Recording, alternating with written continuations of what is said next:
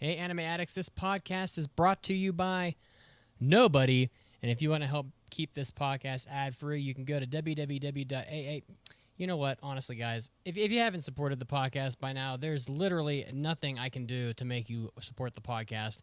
Even the sight of my tears and my begging and crying and clawing will not get you to support the podcast. But if you did find it in your heart somewhere to support us, you can do it over at aapodcast.com/join. You can also go to patreon.com/AAApodcast. Throw us a couple bones. We will be ad-free. You'll get hentai. You'll get hobby addicts. You'll get... You know what we have. Honestly, just help us out. We're desperate here. Time to start the show.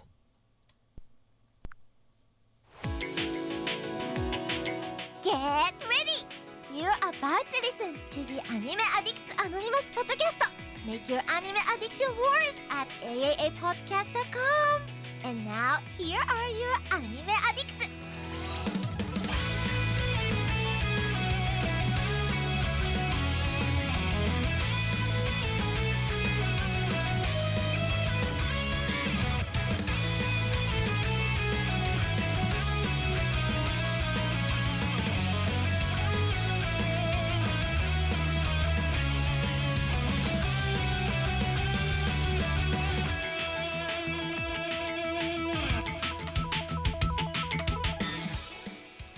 Hello everyone and welcome, and thank you for tuning in to episode 578 of the Anime Addicts Anonymous podcast, the only podcast out there dedicated to making your anime addiction worse. My name is Mason, and I am the Sancho Panza of this bumbling two-man operation.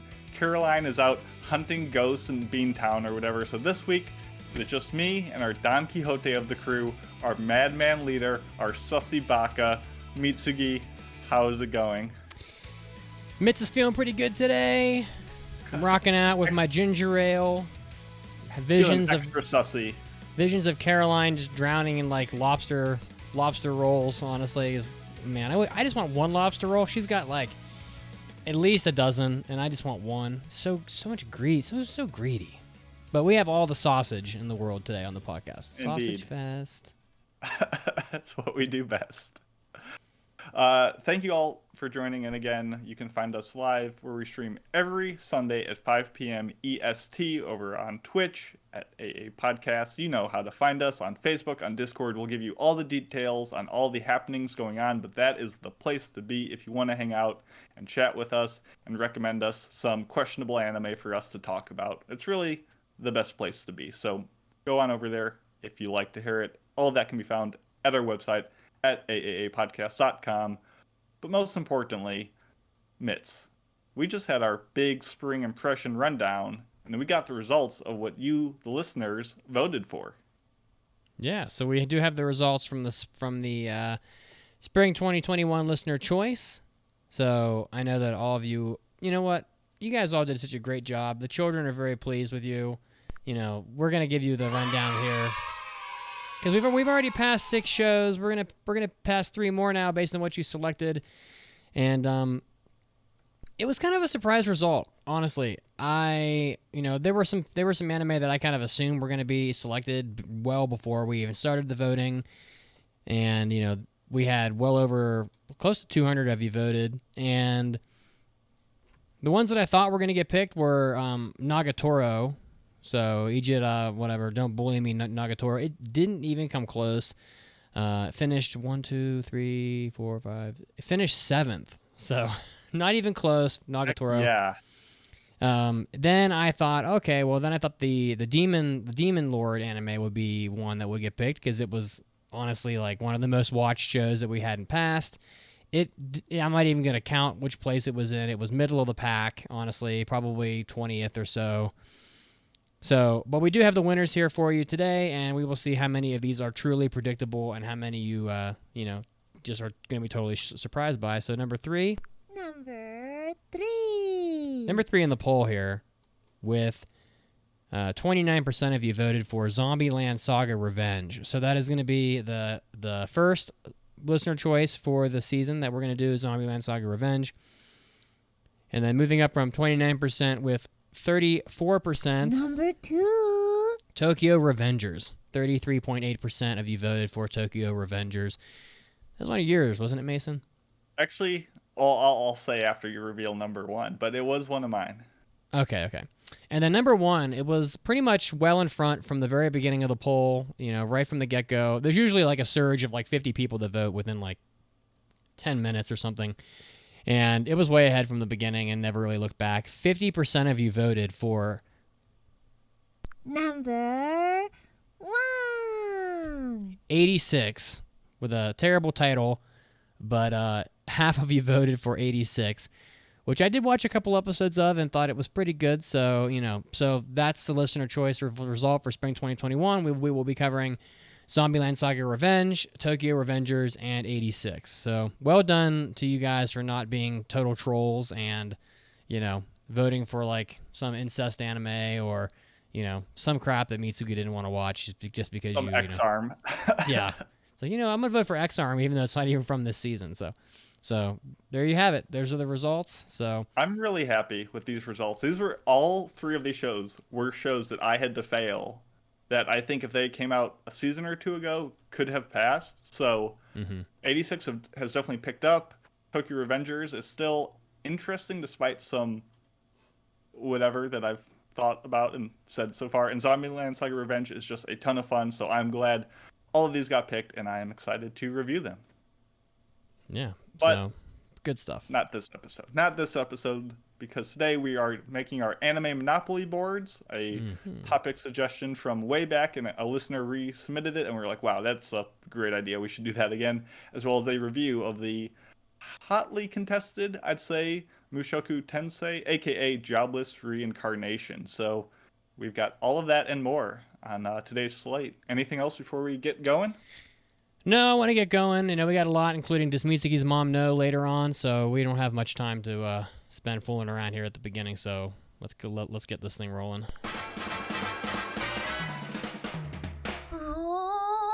大ニュースです. It's time for big news of the week. A little bit of a front-loaded show here because I think the main topic will be a little shorter, but I like to find these really weird Tokyo, Japan-centric news stories. So I've got a strange one here, and then I've got a short anime-related just note I want to make that I think is kind of interesting. But there's a bar in Tokyo called Nonda 90 that is offering, quote, babysitting services for husbands and boyfriends. So it isn't really, it's not immediately clear what that means, but I would note that, first of all, babysitting services in Japan are not very common. It's not a service that is offered very frequently, and definitely not for your husband. So, but Nonda 90 recognizes that there are plenty of women in Japan that need to have sort of a girls' day, like when, your girlfriend and your girlfriend's friends go out and they get like manicures or whatever, or they go get like a massage done. We have places in Denver that will like serve you mimosas while people do your pedicures and stuff like that. So, and in Japan, it's a little, people have a sort of cultural sense of not wanting to drag your significant other on events that they won't be interested in doing. It's like almost like the social harmony type of deal. So, like a girlfriend, for example, would not want to bring their boyfriend to like go clothes shopping because they assume he doesn't want to do it, and they don't want to force people to do things that they don't want to do. So it's as simple as that. And I guess at the same time, they don't want to leave them at home. So there's this bar that will look after your husband or boyfriend while you're out doing things with your girlfriends. So Nonda 90 is offering a service where you can drop your boyfriend or husband off at the bar, I guess, and they will I think it's halfway a joke, but they're actually advertising this with like hourly rates.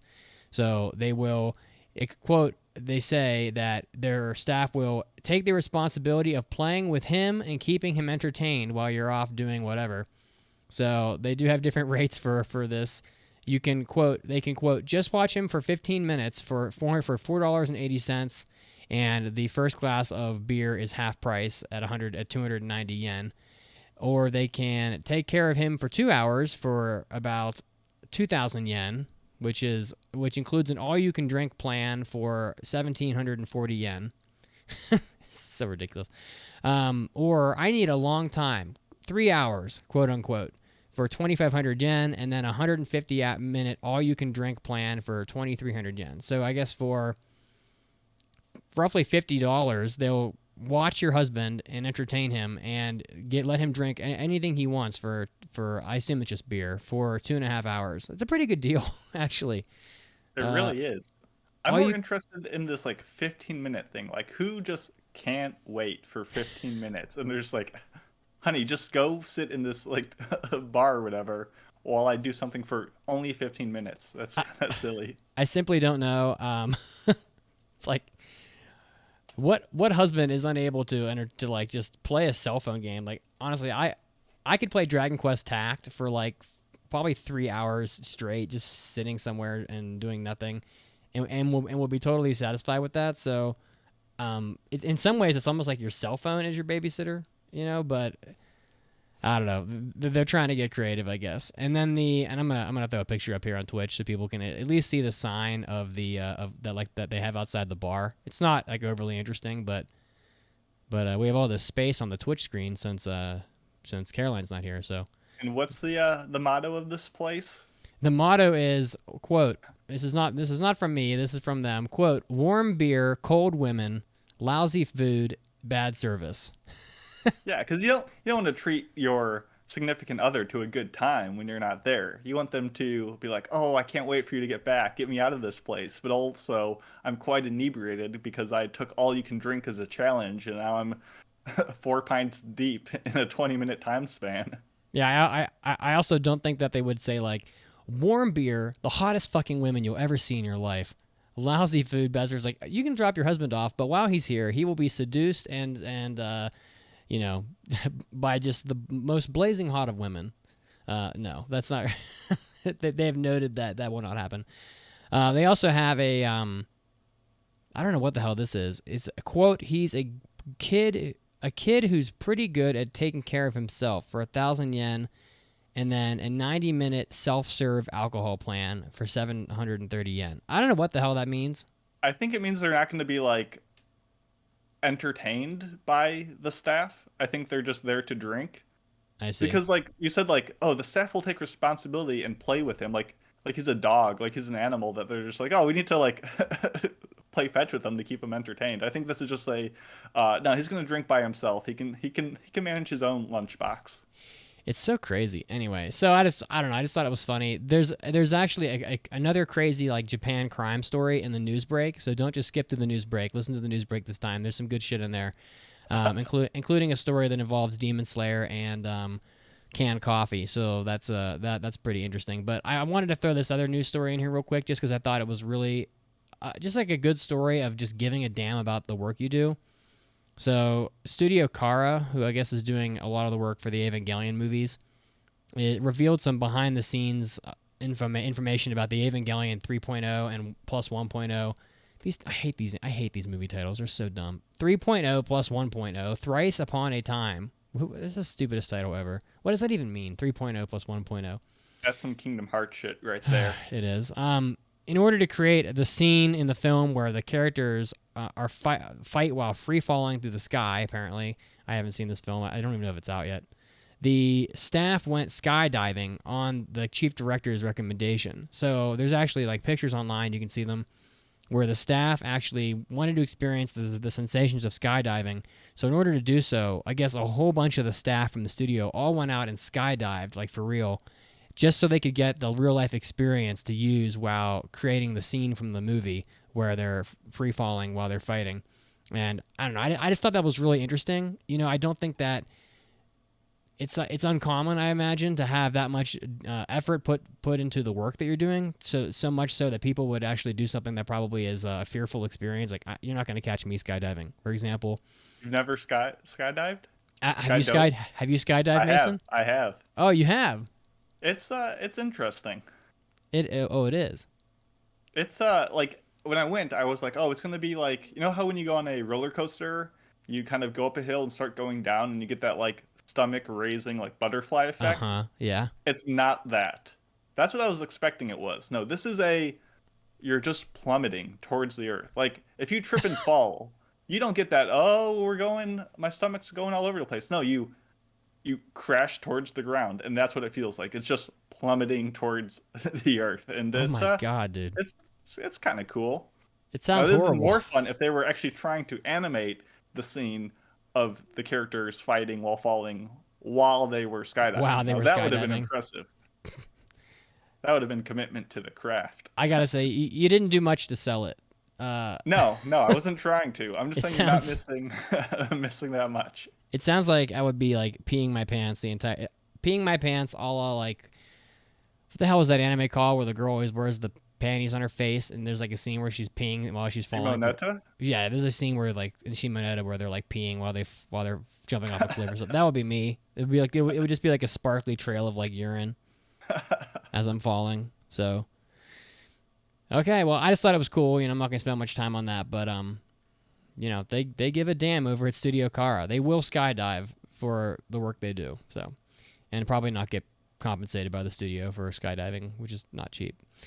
Well, I'm excited for the movie is out. I'm excited for it to come out in the States though, so I can actually watch it. Okay. My news for the week kind of handed it to me on a silver platter, and I couldn't refuse. But it is the announcement that Lupin the Third, the Part 6 TV anime, is coming out in fall 2021. It's commemorating the 50th anniversary of the series. Will premiere on NTV and other stations in October of this year. So it's more Lupin. It's not like JoJo where the parts really have any even semblance of carryover. Like once you know the main characters of our boy Lupin, Fujiko Mine, Zenigata, like the whole crew, once you know them, you can probably watch any part at any time and get what's going on. It's a long running series, but you can jump in pretty much at any time. And it's good. It's an icon for a reason. It's done by Monkey Punch, and it's insanely lovable. It's very Scooby-Doo-esque with this kind of silly gags and cartoon chases, but it's got a lot of heart and a lot of fun, and I don't know, it's a classic. What do you think of this show, Mitz? I absolutely love Lupin the Third. I think my appreciation of Lupin the Third began with Adult Swim, but back when I was in school or whatever, and it was always on every night. It was one of the latest shows that would come on. It would be like on it. I know it was definitely on at like 4 a.m. I'm not really sure when else, but during the summer, like I would just be awake all night, so I think I caught probably a pretty significant portion of whatever part of Lupin the Third that they were showing. It was, I can't remember. I think it was Red Jacket Lupin. I'm not 100% sure, but so there's that, and then of course I've seen a few of the movies. I watched the last couple parts that they came out with, and they've been. The recent Lupin the Third installments have been exceptional. They've been really good. It's not like, oh, this show's been going for 35 years, or actually, I think it's more like, I don't know how many years it's been. Probably more like, it says 50. It says 50. I think. Oh, this thing's been going for 50 years. It's outstayed its welcome. It really isn't the case. Like Lupin the Third is still impressive. It still looks really good.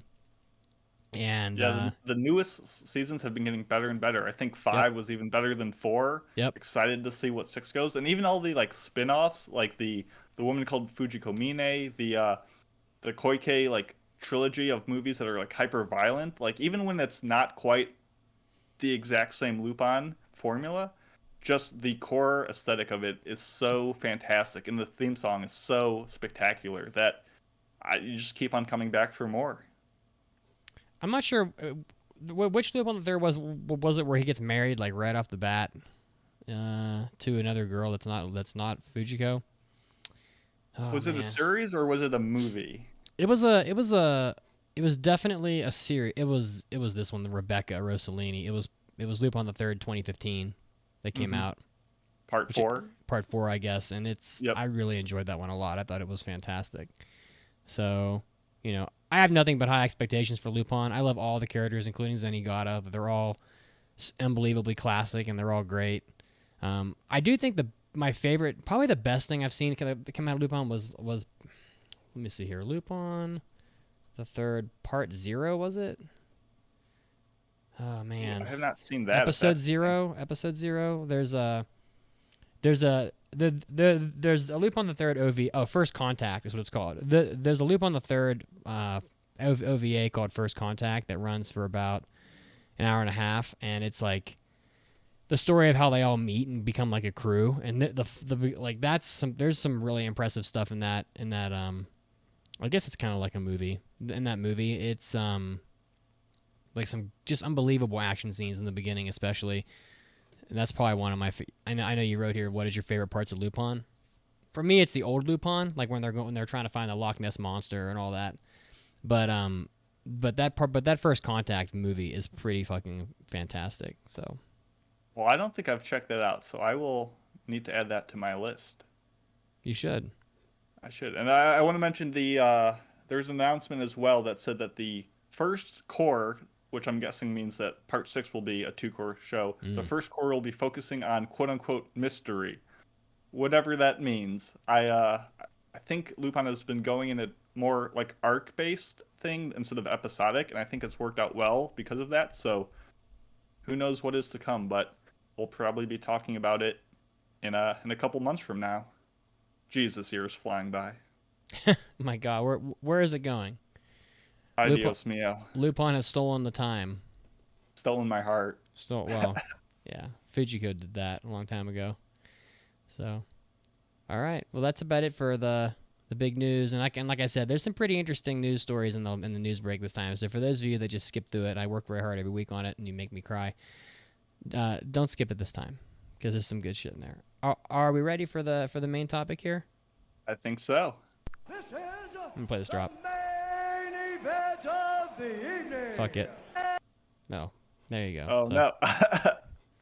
So, What as are we I doing mentioned today? at the top, this was suggested by Hiro Yui 135, and the suggestion was, if you could create your own Monopoly game based on anime titles, what would it look like? What would your lower cost and higher cost properties, utilities, railroads, and even chance and community cards be? You can do a singular anime title or a collection of anime titles. And I was like, oh, this is a really good idea. We should do that.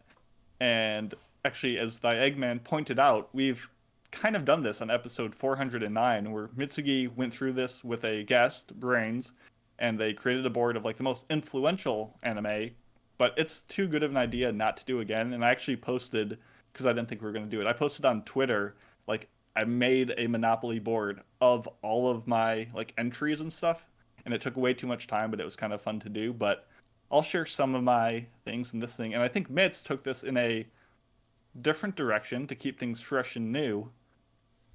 I'm just a rebellious. Like, I totally ignored Yeah. Hiro Yui's suggestion. I was like, you know what, good suggestion, but I'm gonna do my own thing. So, thanks, but no thanks. I don't know. It'll keep us fresh. So I basically did like the Japan edition. So I've got like things about Japan or in Japan that kind of fit the Monopoly board. So they may be like landmarks and maybe things you can do while you're in Japan, but they're Japan themed. So a few of them are anime related also. So why don't you kick us off, Mason? Yeah, so you kind of broke down like the big, I guess, iconic parts of the Monopoly board, and we're not going to go through like, oh, these are my purple tiles and my orange tiles and my yellow tiles. Like, that'll take too much time. If you want to see that, look it up on my Twitter. I think the first one you put was the railroads, the one at each 90-degree part of the board, and I took this very literally and put 4 shows that all had to do with railroads. Oh. So starting off, the first one is Demon Slayer Mugen Train. Oh, of course. Then you have Cabaneri of the Iron Fortress. Okay. Oh, Then right. you have Baccano. And then you have the iconic Night on the Galactic Railroad. Oh my god. All train-based anime. Baccano is so violent. It really Jesus is. Christ. And one of like the best dubs Oh yeah. in anime history. It's so much fun. Speaking of the colored tiles on the Monopoly board, can you name all of the colors, Mason? I'm just curious if you can do it. Let's see. It's purple, and it's light blue. That's right. Going backwards, it's dark blue, green, yellow, red, orange. What's between orange and light blue? Oh, I see. So you're stuck on the spot on the spaces. The spot just above jail. Yeah, so they're like fuchsia-ish, like they're like a pinkish purple color. Okay. Yeah, I don't think I would have got that. Actually, in the first ones on the board are brown, according to this, and I'm looking at. You might be right. I might Yeah, have mixed them up. it goes brown. Some of these colors are weird. It goes brown, light blue, pink, I guess, orange, Yeah, I mixed up red, the fuchsia and the brown. orange, red, yellow, which includes the illustrious Marvin Gardens for no reason. The fuck is a Marvin Gardens? Green, and then of course the blue. Everybody knows that Boardwalk and Park Blue is a dark blue. Yeah, it's just fun, just curious. For me, I picked literal train lines in Japan that were meaningful to me. Mhm. You know, everybody knows I lived in Tokyo, or I guess we're just north of Tokyo, and you're riding trains all the fucking time. And riding trains in Japan is one of my favorite things about Japan. The train lines are so clean and just perfectly operated. It's kind of ridiculous how perfect they run. But the most iconic rail train line in Japan is the Yamanote line for sure. It's the loop line in Tokyo that never stops. Like a lot of them run one direction, then they stop and they go back the other direction. The Yamanote line never I've probably stops. spent 90% of my time on Japanese trains on this Yamanote line. Yeah. Yep. I've seen It's people. so cool. I've seen people asleep on them, and they'll just like ride them around and around and around, and for some reason they just I feel like they've been worked to death by whatever merciless company they work for, and so I picked that. The Joban line, which is also a JR train line that runs into Tokyo, that's the line that connects Tokyo to the town that I lived, which was north of Tokyo. It's about a 40-minute ride into the center of Tokyo. That runs from like Ueno Station straight up through like the Ibaraki prefecture up the coast. So that's a train line that I had to ride if I wanted to get to Tokyo. So that one's really meaningful to me. And then the other two are just like other train lines I like. I like the Ueno line pretty well. It tends to go to like some pretty interesting places in Japan, or in Tokyo rather. And then the Tokaido Shinkansen. I've only ever ridden one Shinkansen line in Japan, I think, and it's the Tokaido, which connects Osaka to Kyoto and also to Tokyo. So if you're going from Tokyo to Osaka in Japan on the bullet train, you're riding the Tokaido line probably. And Does that also connect to like Hiroshima and Kobe? Does that go through there as well, or is that a different one? so there's a map here of the train lines. Let me see here. I think that once it hits Osaka, it becomes a different train line. So Gotcha. if you want to, here I got a map here that I will struggle to get this map up on Twitch, but I'm not very Maps fast are at this. so cool. Oh, I absolutely love. Are you like me, Mason? Do you just like love maps? Because I love fucking maps. Dude, I love map. I love lamp. What? It's what is it, Anchorman? Oh my god, Anchorman is such good shit. Also, while you pull up this map, Ooh. Twitch chat, I'll let you know at the end of this, we are going to ask what you would have on your park place and your boardwalk. So, like, list your suggestions in the chat so we can read them off. I just fucked up the Twitch here, but That's okay. I'll fix it momentarily. YOLO. So the line that actually connects Kyoto to that goes like to the west of Osaka is the Sanyo Shinkansen. Gotcha. So, and I've ridden that also, but I was gonna say we definitely took that to get over there on our trip. yeah. And just for people that are curious, the only reason to ever get the JR Rail Pass is probably to ride these bullet trains because they are so expensive. Mhm. So, anyway, but so that's what I have for the railroads, and that was really long, so I apologize. What do you have No for worries. Chance? Chance is a great space in Monopoly. I love it. So my chance cards were all the Studio Ghibli stuff, collectively just a movie from that series. So I put a chunky Totoro on my board for each one of those. Well, but why is Studio Ghibli the Chance card, the Chance spot? 'Cause you can get bad Because- things there too. Yeah, you know, sometimes you get an Earthsea, sometimes you get it when Marnie was there, sometimes you get a Mononoke. Like there's pros and cons. Sometimes you get an Earwig and the Witch, which I will never watch. I refuse to acknowledge that movie exists. Exactly. You know, they can't all be winners. So I wonder what the breakdown of like a Monopoly chance card set. Like what percentage of those cards are like beneficial and which are like harmful. Oh man. And then of course there's the ones that could go either way, where it's like go to boardwalk, and you're like, well, no one's there. Awesome, I get to buy this property now. Or someone else is there and they got a hotel on it, and I'm done. I'm over. So I feel like I wonder how that breaks down. There's not that many chance cards. There's Advance to Go. There's Go Directly to Boardwalk. There's Go to Illinois Avenue. Go to St. Charles Place. Most of these are like go to this specific place. They're on like the board. relocating you. See, I wasn't smart enough to break down like what the actual normal feature of those cards were. So maybe you read that better than I did. I'd say at least a third of them just move your character to a specific spot, and then 1/3 is good and then 1/3 is bad. So Okay. For people that have been in Japan, you'll see shops in Japan in various places that don't actually have any employees. They have no like utilities really. They're just an empty room full of gachapon machines that are wall to wall. So you'll be in Akihabara, and you'll pass a shop that'll have like a sign, and then inside of it, it's just, I'd say close to 100 to 150 gachapon machines, and they're just there. They line from floor to ceiling, all spaces along the walls, and then sometimes in the middle as well if it's a really big shop. And people just go, and it'll have like a coin changer too. Like, you can get coins for your money, for your bills. And that place literally is just for you to play gachapon.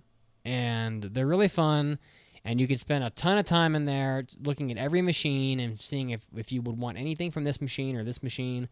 And gachapon is like a really great way to just like have fun and snatch up some really cheap figures, Like you can get a $5 tiny Gundam that like you stick together and you can put on your desk at work. And then if you have like one specific character from an anime and the gachapon machine has like 10 of them, you're usually not going to get what you want. And that's why they have like recycle shops that'll sell you like a specific figure or like a full set of the figures from that gachapon machine, because it's hard to collect them all.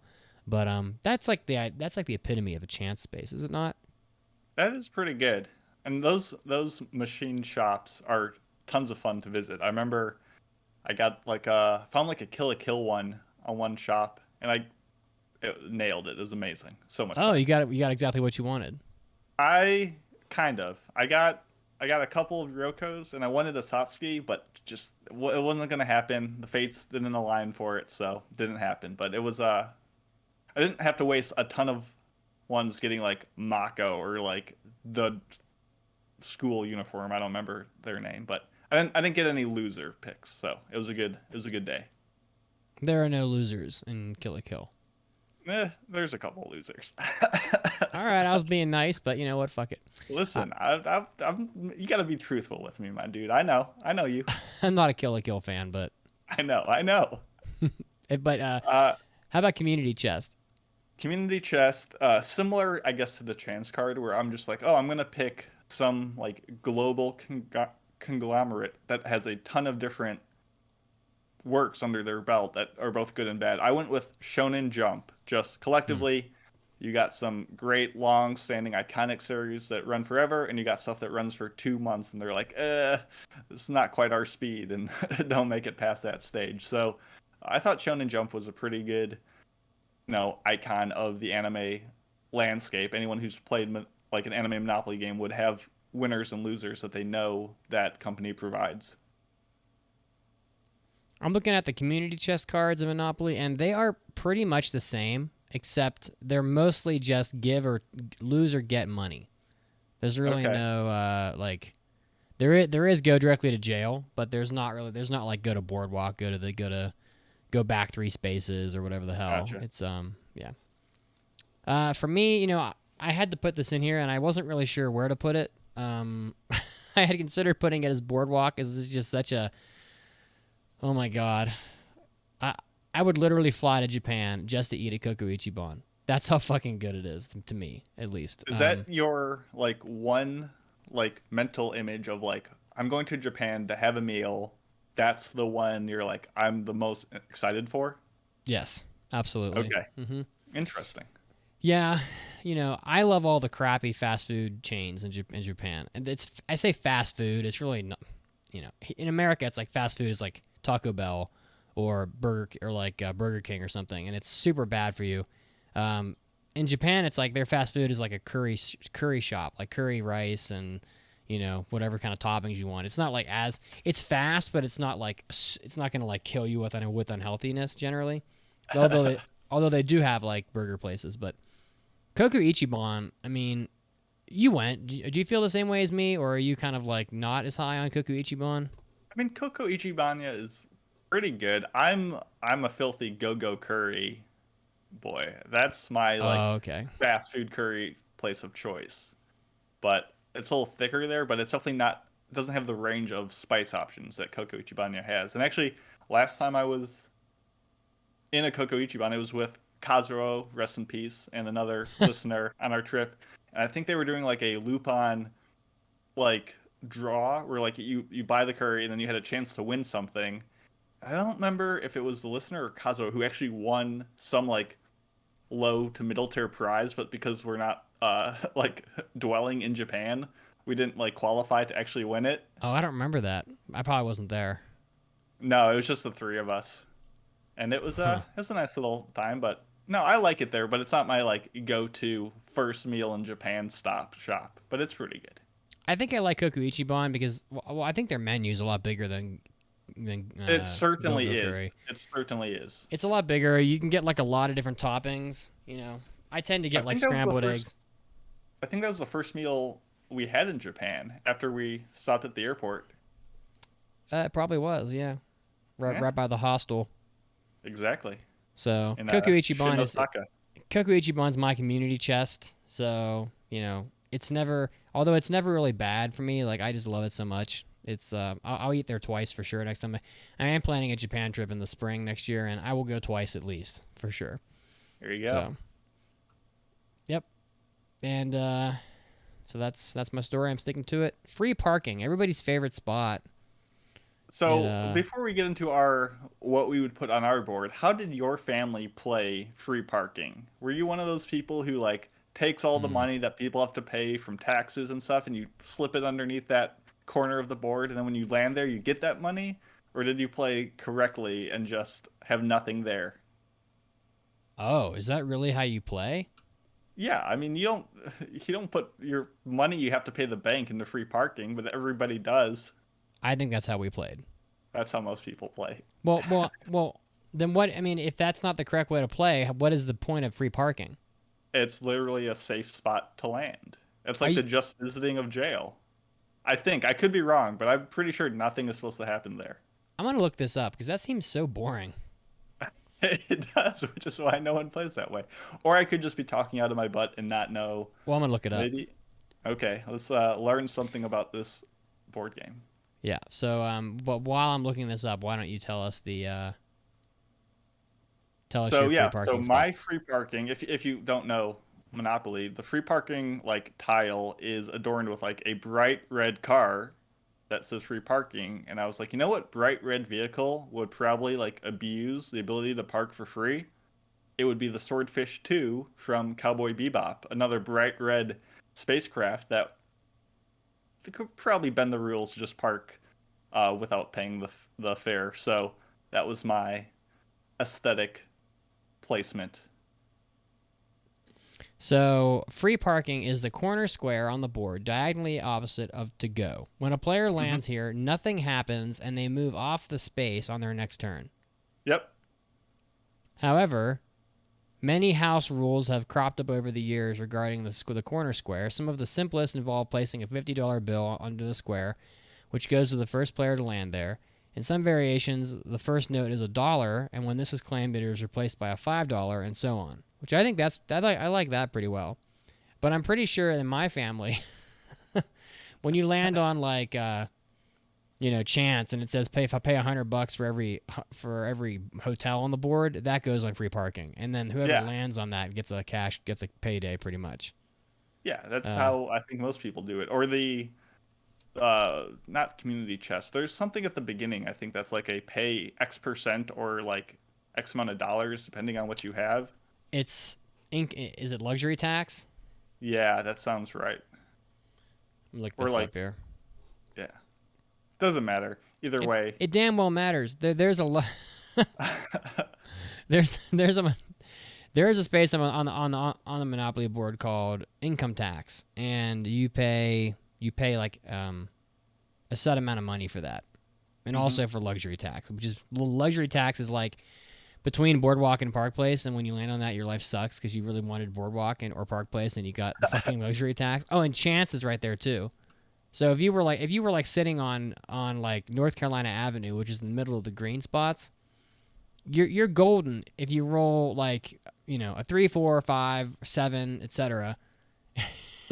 The only bad spot is the luxury tax, and I feel like that gets landed on an awful lot. And that would also go under free parking. Of course. Of course.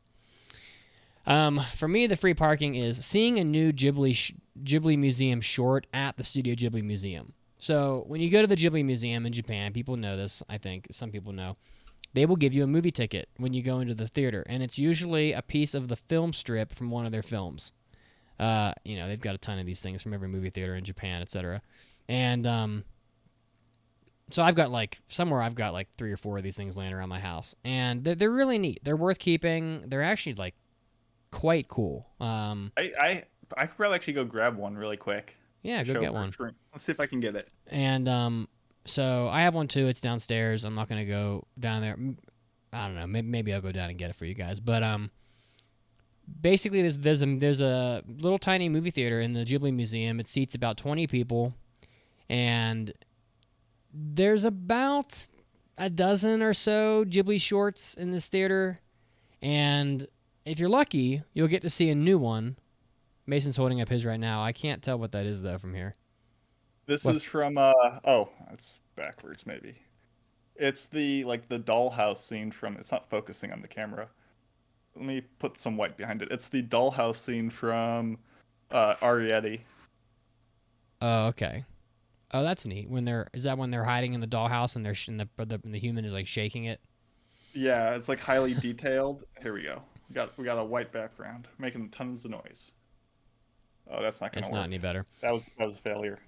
But anyway, Who if cares? you go to the Ghibli Museum and you see a new film, it's like a fucking payday. You're like, oh my god, like I got to see a new film. If you see a repeat, it's still fine. Like you're still seeing something awesome, but you'd rather see something new. And I've seen probably 4 or 5 of them at this point, and I don't know. I've definitely seen the Kitten May and the Kitten Bus. I've seen the one with the caterpillar. I've seen several of these movies. A lot of them are about bugs and crap.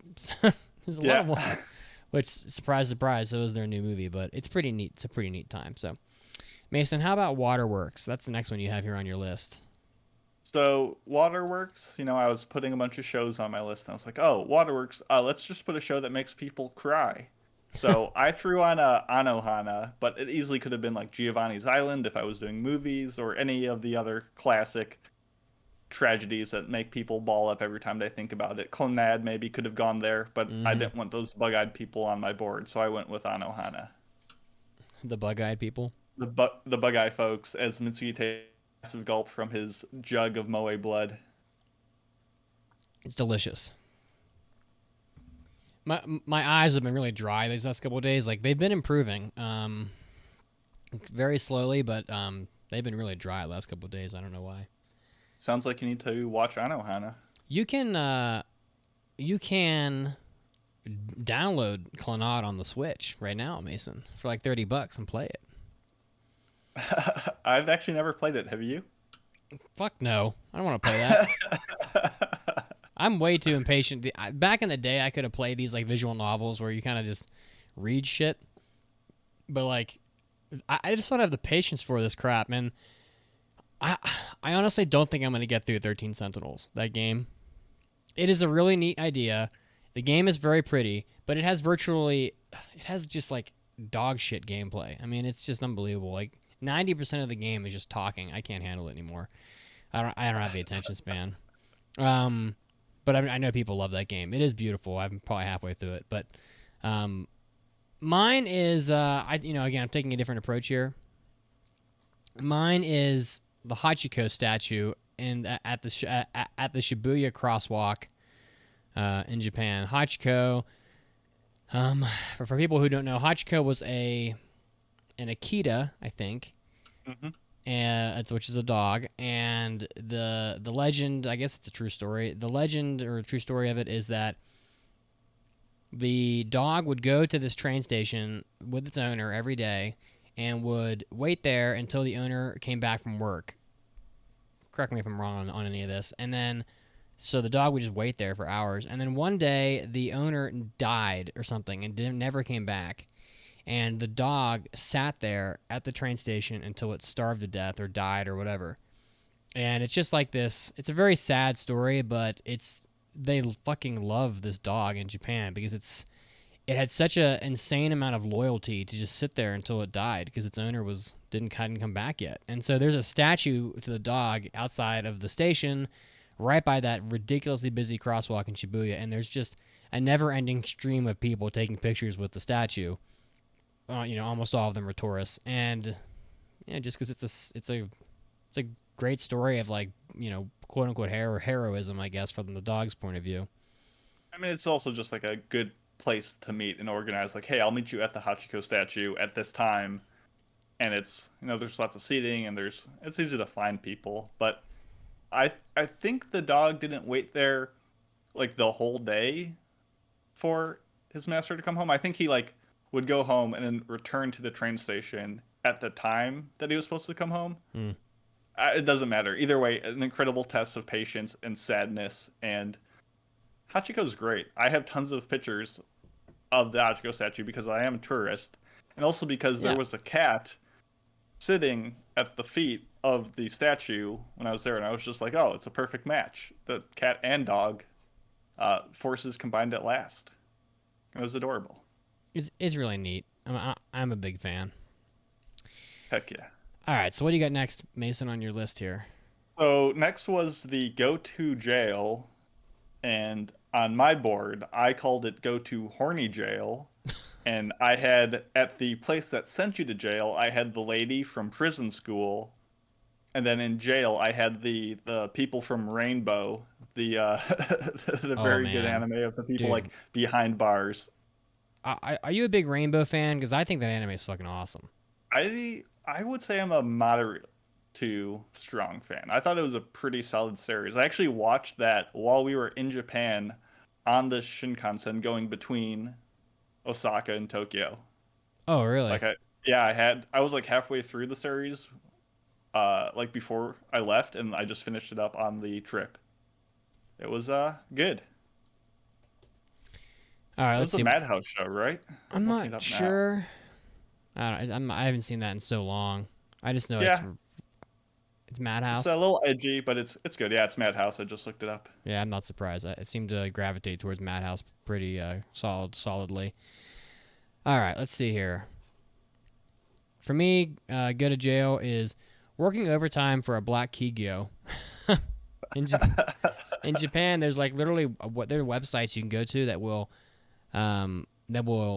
where people can register companies as quote unquote black companies, which is to say that there are companies in Japan you definitely don't want to work for, and because they would just work you until you're dead.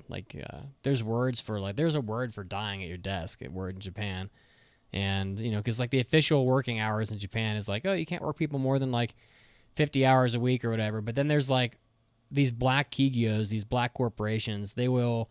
You'll work an undocumented 40 extra hours of unpaid overtime a week.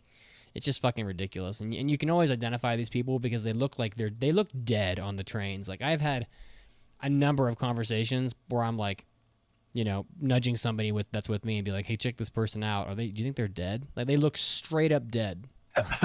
And you just know that they've worked the most unbelievably just brutal amount of hours that I can't even have to which I have no comparable experiences. And you wonder why people in Japan don't have kids.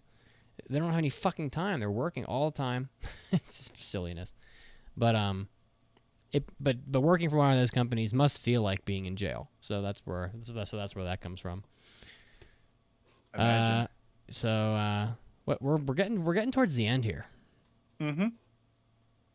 So the Mason? last two we have is the duo, the two most valuable places on the board, which is Park Place and Boardwalk, the dynamic duo, and I guess I had to pick two shows that I think are the pinnacle of whatever my anime theme was when I made this thing.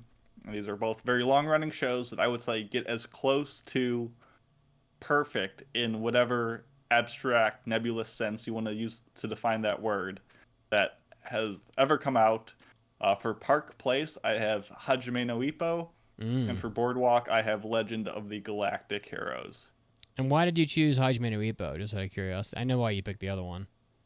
Well, Hajime no Ippo is just everything it does over a 75 episode, series feels so like unwasted. Every episode delivers emotional impacts, great pacing, amazing music, stupendous characters, and it just doesn't falter over an obscene amount of time. And it's really easy for like a 5-minute or like 20-minute short or experimental piece to get in and just nail it completely, but to do it over that long of a time while still being fresh and interesting and engaging is impressive. And I know I'm wearing my ping pong shirt right now, and I wanted like Tatami Galaxy in them, but I put all the Yuasa stuff on the green block because I wanted to have 3 of them, so they kind of got shifted down. So these aren't my like 10 out of 10 shows always, but they are just so platonically the idea of a perfect anime that I had to put them in the moneymaker spot.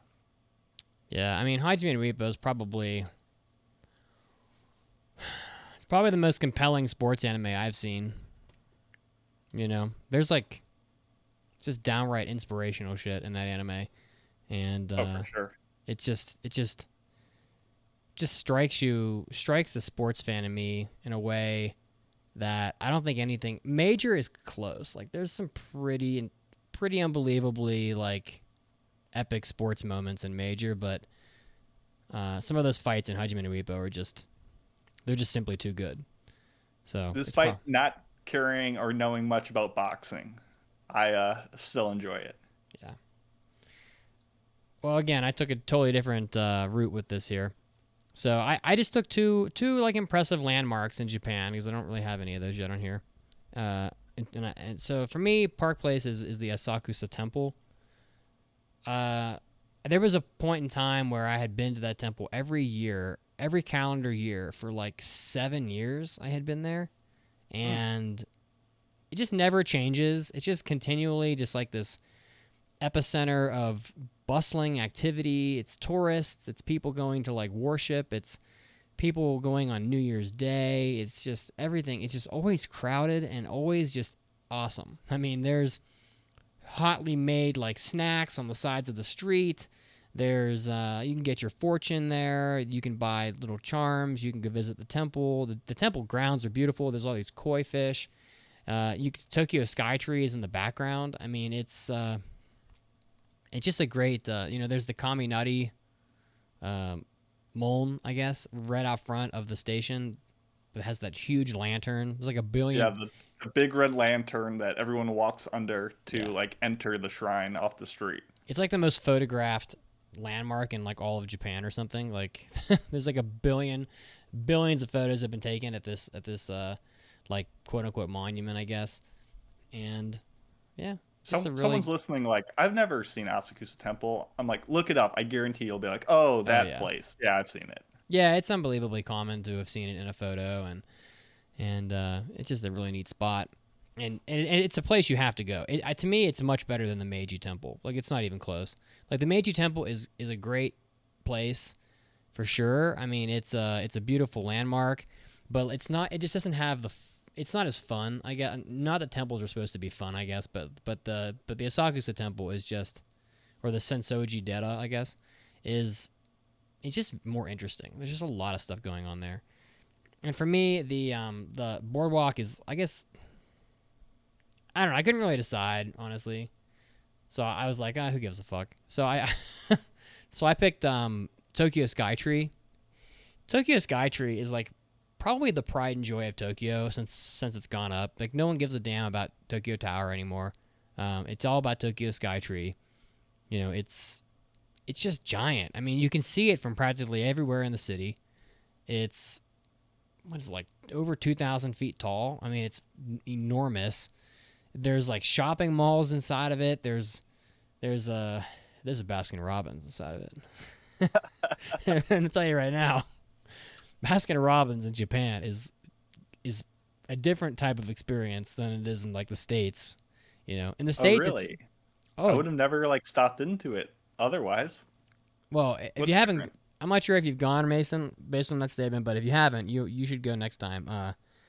It's all the same ice cream pretty much that you know and love, but although they do have flavors that are unique to Japan, in America they're like, oh fuck it, here you want a cone or cup, and then they just like sloppily like drop your scoop into the cup and shove it in your face. In Japan, it's like, oh, I'm gonna get this like. I'm gonna buy the Mickey Mouse sundae, and it's like you get like this cup of ice cream, and they're fucking in the back like sticking like the decorations on your sundae with like tweezers. It's like they're doing ice cream surgery behind the counter. It's pretty interesting, and they always have like these polls every year about like what is your favorite ice cream, and they'll always have like the top 3 for the year. Like it, as far as I know, it's always Popping Shower, which is pretty good ice cream. Honestly, it's got like Pop Rocks in it. It's pretty cool, but yeah. But Tokyo Tower is really neat, and it's great to look at. It's so tall, you really can't get it in a photo on your phone. I mean, unless you're like miles away from it. If you're like at the actual tower and you're looking up at it, you'll never get that thing in one shot. It's just too fucking tall. And there's restaurants at the top too. If you want to spend $50 to get to the top, and then another chunk of money to eat at the restaurant. But it's pretty neat. Yeah. Hey, Himeji Castle is pretty cool though. I liked it. I'm not sure. Himeji Castle. Where is that? Himeji Castle. That's in Hyogo, I think. That's pretty cool. Is that it's in, pretty But neat. that's not in Tokyo, is it? No, it's not in Tokyo. Okay. I like the Osaka Castle, but boy, it's a fucking walk just to get to that thing though. It's so far away. I want to shout out really quick. I think it's Zero Rokyo in chat said for his Park Place and Boardwalk, Ghost in the Shell and Akira. Yeah, those are very like I feel like similar in my playbook, but both like amazing and spectacular, and probably like fundamental to the rise of popularity of anime like in the West. So solid picks. Oh yeah, I haven't seen. I did watch Redline the other day. That movie's so fucking good, but I haven't seen Akira in a good while. I think I'm due for a watch, to be honest. If I can be totally honest. Have you watched that director's Lupin movies? Probably not. I mean, I've only seen a few Lupin movies. Are they really? The Takeshi Koike Lupin movie. It's the same director from Redline. He did 3 like brutally violent, like really edgy versions of Lupin. Like they're like origin stories of like, well, not origin stories, but like spin-offs of each of the 3 like compatriots of Lupin. And I could see you vibing with it. They're pretty cool. Well, I know they make a big fuss about him on the Redline credits. It's like the friggin' theme song is like directed by Takeshi Koike. Yeah, and I'm like, damn, this guy's like scratch. Yeah, this guy like He wants his name front and center after 20 years of putting this movie together. It sounds like the guy sounds like. I actually checked to see if there were any Redline anime cells, because it's like the movie's so impressive, and there aren't. While everything in that movie's hand drawn, it was all done on computers, I guess. So I believe it. There's nothing to spend, to waste exorbitant amounts of money on, sadly. All right, well, that was fun though. This was a good idea. I enjoyed Thank you, it. Hiro Yui and others who helped put this together. And any other comments before we get to our news break? Not really. I just I'm excited for the rest of the show. Jobless Reincarnation is going to be a good talk, and I'm always excited to try to give away some money on Does Mitsugi's Mom Know? So that's always quite the challenge. We'll see if it happens this time. And we had a pretty brutal beatdown last time, so. Oh, that was savage. So I'd like to I'd like to rectify that. Well, let's see what we can do. But before we get to our news break, we will leave you with a trivia question to whet your appetite. In Jobless Reincarnation, what are the different ranks of skill given to users of magic or weapons? Stay tuned and we'll let you know in just a bit.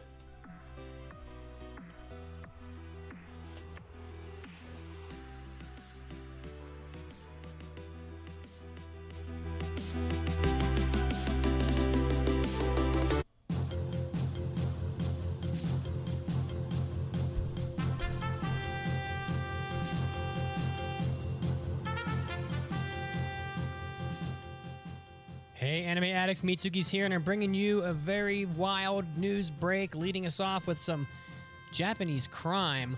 A man who is cooking fried noodles outside of a convenience store starts a police chase.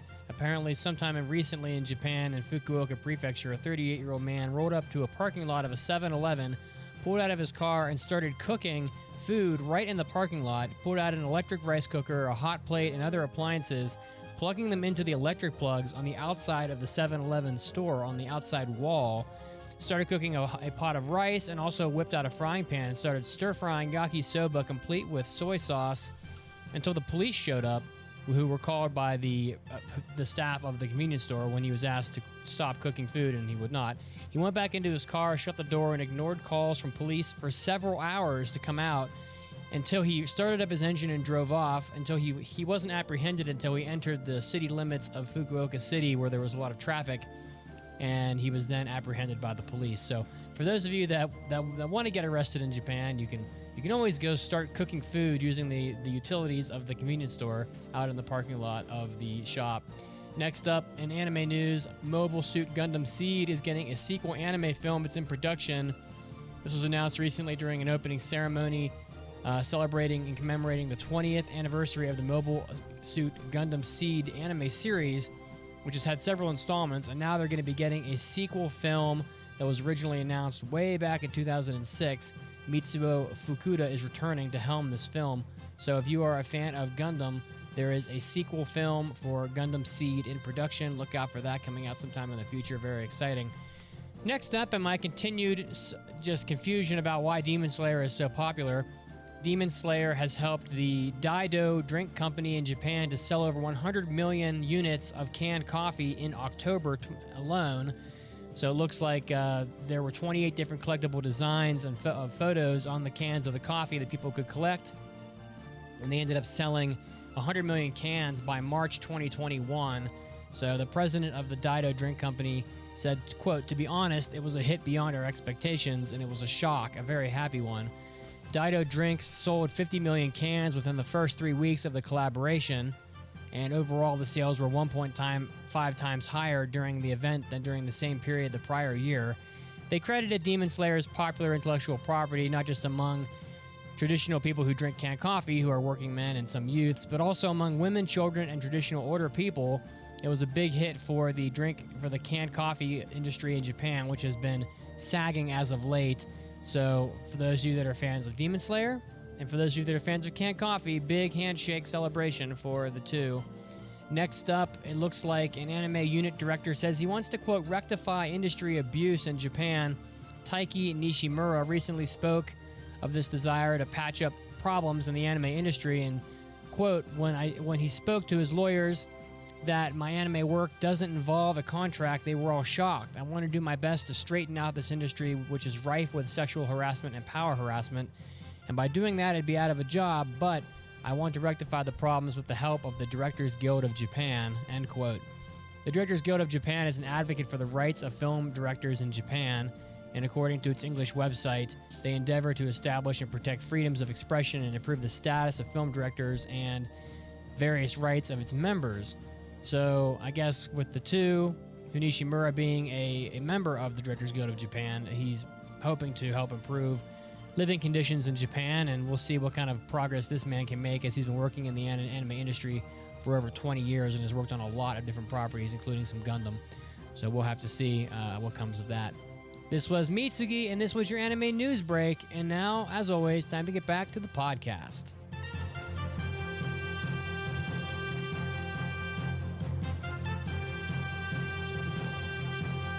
Hey, Anime Addicts, this podcast is ad-free.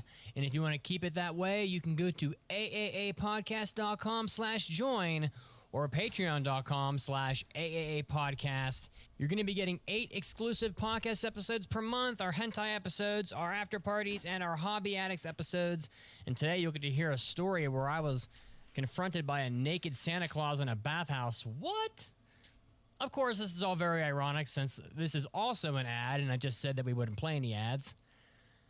Just support the podcast. Mitsugi needs more monster energy over at aaapodcast.com/join or Patreon. But seriously, there's no ads. Just this one.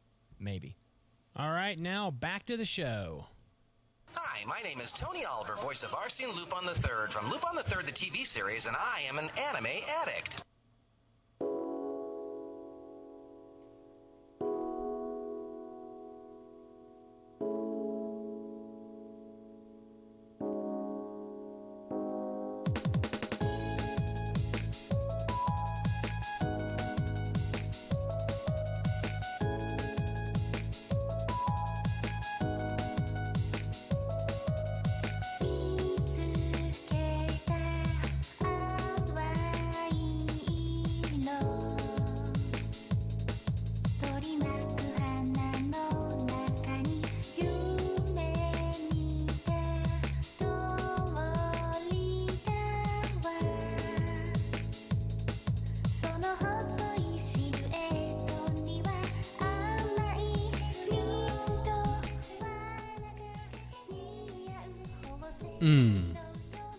Oh, yeah. We back, baby. Welcome back to the podcast. When we left you, we had a trivia question in Jobless Reincarnation. What are the different ranks of skill given to the users of magic or weapons?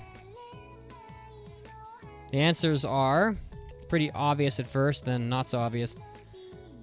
Beginner, immediate, advanced, saintly, kingly, imperial, and divine. I think in the dub it says saint, king, emperor, god is what it says, so I'll take any of that. Okay. And we'll be talking about that anime here pretty shortly.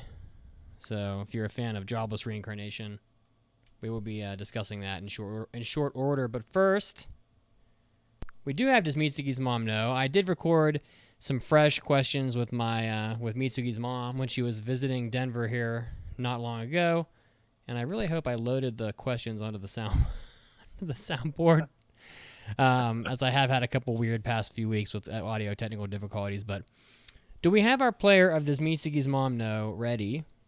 We do. Okay, well then let's head over here to the Does Mitsugi's Mom Know game room, and we will see if we can get a winner this week, because we have not been so lucky as of late. Let's move on over. It's time for Does Mitsugi's Mom Know? The game show that pits Mitsugi's unassuming mother against anime's most basic questions. Now here are your hosts, the Anime Addicts. Whoa! It's time for Does Mitsugi's Mom Know?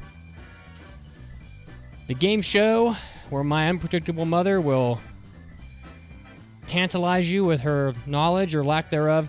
And on the phone, we have a lucky player from our Discord. What is your name and where are you calling from? My name is Christian. I'm calling from Glenside, Pennsylvania. Oh my gosh, Christian has such a great mic. I'm so happy really that you're here does. today. I think it's better than my mic. Are you He's using a regular very... in the club, so I can vouch for his quality. Did you buy this mic just for this segment? No, this is my laptop. Oh my gosh. Okay, well. All right, Christian. Well, thanks so much for playing today. I hope you have better luck than the last fellow we had on, because he struck out swinging 3 times. So, I'm gonna try really hard. I came to win. when you win The 10,000, last guy also had a great microphone, so maybe He did. that's not a good sign. Oh no. when you win $10,000 playing Does Mitsugi's Mom Know today, what will you be spending your money on? Do you have a plan for that? I will be definitely saving it. Oh wow. Wow, very fiscally responsible of you. So, and that's fantastic, and the children love it. So we love some savings. All right. Well, for those of you that don't know, listening at home, does Mitsugi's mom know? We will be asking Christian questions that I also ask my mother. His job is to predict whether or not my mother knows the answer to these questions. So they are pretty simple questions for the most part for people listening to this podcast. I assume are all big-time anime fans and probably know simple questions like how many Dragon Balls are there and ridiculous things like that. But my mother, she doesn't always know the answers to these questions, but sometimes she'll surprise you. You must get 3 out of 5 correct in order to win this game, and that's pretty much all there is to it. I know you're a long-time listener of the podcast, so you don't really need a lot of instruction here. But are you feeling lucky today? I am, although I know sometimes she just snatches them out of the air. She does. So, all right. Well, let's get this started then. Are you ready? I'm ready. Good luck, lucky player. With me, it's you never know. All right, here comes your first question. Fault is a hentai anime, supposedly about what sport? You know I had to give my mother a hentai question. I'm going to throw out my answer as for this, she does not know. Fault being literally a term in tennis for when you fail to serve properly. But does my mother watch tennis? Does she know anything about tennis? You know. Am I locking you in? She does not know the answer. Yes, please. She's probably seen this hentai. Just kidding. Oh. Fault is a hentai anime, supposedly about what sport? Beach volleyball, Why would you think that? because it's hentai. Sorry, the answer's tennis. Oh. She's on the right track with her line of thinking. That's what I got to be careful of. Yeah, she's wily. Although you know, there's probably a hentai about pretty much every sport at this point. What All right, is she assuming about beach volleyball players? I don't know that they're in bikinis. You know, I don't know. Does Dead or Alive beach volleyball the game? I don't fucking know. Who knows? How don't spend too much time thinking about the mind of my mother. You might lose your own. All right, Christian. Well, you're off to a great start. You now only need to get, well, I guess you still need to get 2 of the following 4 correct. So all you got to do is bat 50-50, which is statistically what you're going to get. Are you ready for question 2? Yes. 2 of the characters from Dragon Ball, Puar and Oolong, are talking animals. Can you name either of these types of animals? All right, we all Types know of animals. Puar is a cat, and Oolong is a pig. But does my mother know? I'm gonna say she does know. So she's She gonna. said only one of the 2. Yeah, I'm gonna give it to her if she gets any of them. She does know. Okay, she can identify Puar or Oolong. Am I locking you in? Yes. Here we go. 2 of the characters from Dragon Ball, Puar and Oolong, are talking animals. Can you name either of these types of animals? Well, one's a dragon, a flying dragon. I'll give you one more try at the other one. An eagle. Oh. No. 2 birds. 2 birds. Oh, Christian. Okay, Well- I'm ready for the next one. Just shake it off. Shake it off. This doesn't matter a bit. You're still looking pretty good. Are you ready for question 3? I am. Maybe she doesn't know as much about Dragon Ball as I thought. In Fruits Basket, what kind of thing do many of the characters in the anime transform into? They're all animals, zodiac animals. I mean, it's pretty much the whole premise. Is Chinese zodiac essentially what she's got to get? Or animals? I'm just looking for animals, or that's what I was looking for. You know. I am going to say that she does know. Remember, the show is called Fruits Basket, so she might. I hope to God that that's not what happens. Bananas. They're gonna turn into pineapples. Okay. All right. They're gonna turn into animals. Am I locking you in? Yes. She knows it. Okay. Let's see. In Fruits Basket, what kind of thing do many of the characters in the anime transform into? Into an animal. That's right. Did you actually know that? No. Oh my goodness. Did you get that She correct? answers so confidently. He did. All right, great. All right, I want you to win this game. We need to give away some. I want you to save your $10,000. All right. Well, you're back on track. You've gotten 2 of 3 correct. You just need 1 more. We have 2 more questions for you, and then you will break what is a very short but very painful losing streak on this podcast. Christian, are you ready for question 4? Ready. What color apron does Miyazaki wear when he's walking around inside the Ghibli studios?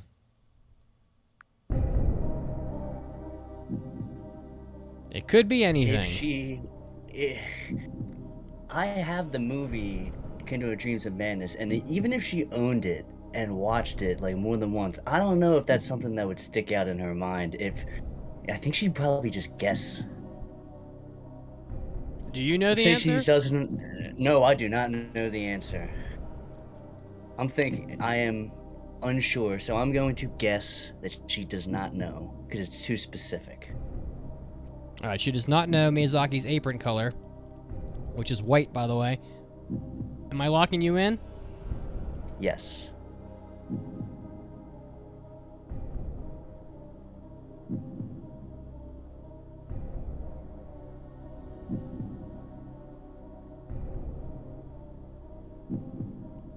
The suspense. You're definitely sure. I'm locking you in, right? I'm just fucking Yes. with you. Oh, I'm sorry. I did answer. If it Oh went- no, I'm it- just it breaking did your not go balls. through. I'm just breaking your Oh balls. snap! My 3 bars went to 2 bars orange, and then I was like, uh-oh, something went wrong. I'm breaking your No, balls. you're good. Here's your answer. God, What colored white, such an- apron does Miyazaki wear when he's walking around inside the Ghibli studios? Well, that's easy. White. No! Easy. Child's play. Oh my God, I've been kneecapped. Oh. Oh, you're feeling confident now because you're getting them right, huh? I am feeling because I've been watching Ghibli lately. All right, she's taunts you mercilessly. You're down to your last question. This is all there is. It's you're shooting free throws at the buzzer. Are you ready for the 5th question? Do or die. I am. Okay. I Brad, hope it's give him good mojo. He needs it here. 50-50 All right. shot. good mojo. From the anime Naruto, what kind of demon is locked inside Naruto's body? It's literally like in the first episode, but will she know it? I have seen Naruto, but she's tricky. Oh God. It's basically a coin gonna flip, be- my friend. It is. I'm going to say that her memory has served her well, and she's gonna guess it correctly.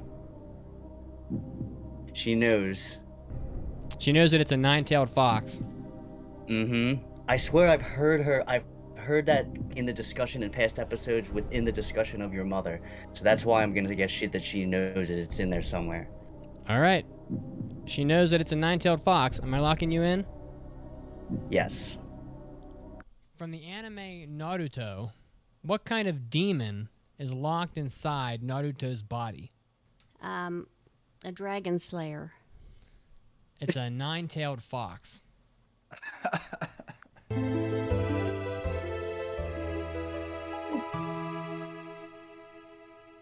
I feel so bad to take you right to the end and then like It's okay. like I a made tiny an unwise fish. decision. We had to cut the line and let you go.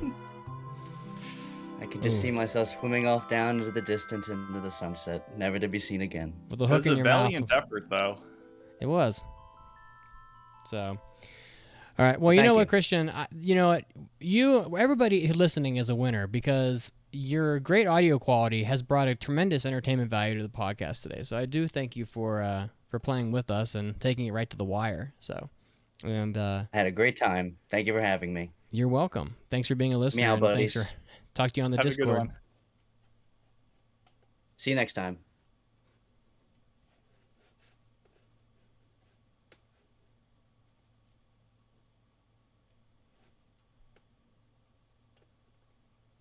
And we're back. That was a tough one. Yeah, it's definitely a difficult game that more people have lost than won. As I try to figure out how to get the freaking video back, how it was Your before. mom is currently maniacally laughing in the Twitch chat, Oh, just gleefully rubbing her she's hands mocking. together. She's mocking our players. Unbelievable. Oh, it was an excellent all around. And I want to mention, if you want to try taking on this almost insurmountable challenge, the way you do it is by going to the Discord, joining up, and just saying, "Hey Mason, I want to do this," and you're in the running, you're in the queue. So the Discord is the place to be. And I want to mention, moments ago, before starting the game, we got another double boost from my boy T Willie, helping out the Discord, getting more emotes, better quality in there, and big much love. I appreciate it. So thank you to T Willie, and thank you Christian for playing and doing a great job. So yeah, it's all happening. We're doing it. All right. Well, I'm gonna go ahead and play the next drop of the next segment here because I have yet to figure out how to get the video back how I want it on the Discord. But Okay, go for it. We will move on to mailbags until I get that sorted out. So. It's time for an almighty anime mailbag. Anime. Anime. Anime. Mailbag.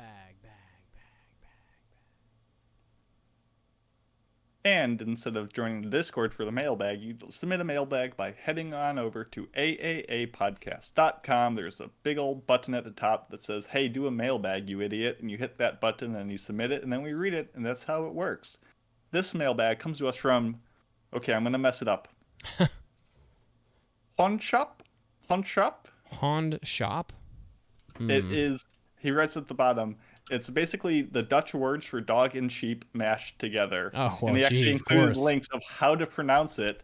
And I still butcher it because I can't even say English words right. So, Dog Sheep submitted the following mailbag. Hi, AAA podcasters. I'm hearing you guys talk a lot about gaming in the show. Mandy put me onto Hades, and I'm loving it so far. However, did you guys ever try board gaming as well? There's a lot of pretty good games out there, some with solid anime themes on them. For example, you got Arcadia Quest, which is a competitive dungeon crawler, Tragedy Looper, which is basically Steins Gate the board game, or simple party games you could play with anyone like Codenames or Just One.